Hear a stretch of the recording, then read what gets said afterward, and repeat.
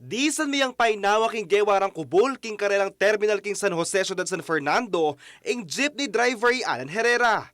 Uling 52 anyos ne, nakano ing epekto na ning matinding pali ning panahon.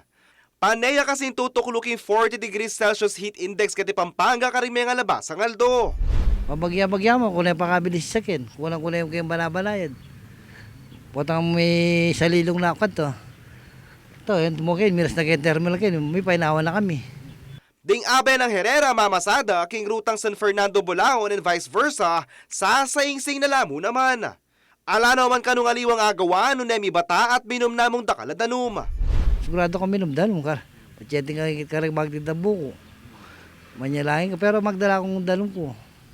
Agpangpakang Herrera, maski na rin kanilang pasaheros magkasakit ng pamag-commute ngeni uli na kimatinding pali.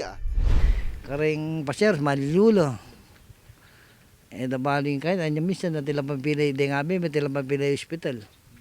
May paganakanema ng Land Transportation Franchising and Regulatory Board o LTFRB Region 3, karing mamasada kalupa ng Herrera.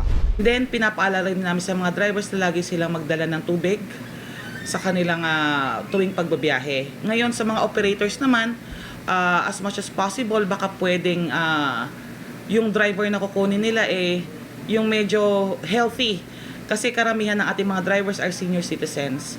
So, we are also alarmed na baka kung anong mangyari sa kanila sa daan. At syempre,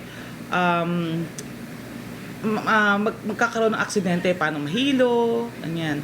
Agpangking hearing officer na ng LTFRB ay Attorney Jen Rodriguez, ala pa namang may report king kanilang opisina ating driver may atake o may heat stroke habang mamasada. Malawas naman kanuing kanilang koordinasyon karing aliwa pang ahensya na ning gobyerno bang makasahop karing drivers nga ni mapali masyado yung panahon.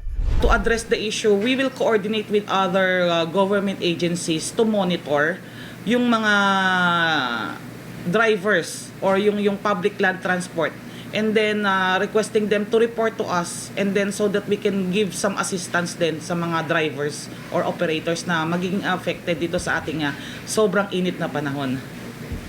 Samantala, agpangking Department of Health, kaya ba ka rin sintomas na ng heat stroke yung pangalilyo, pamanakit buntok, pamanyuka ang pangpangalako maletaw. Dapat ka numinom da kaldanum, magdalang payong o nanamang panlaban king aldo, sa lilong ka rin preskong lugal, manyulod malwalas ng pong light color daimalan bang makaiwas king heat stroke.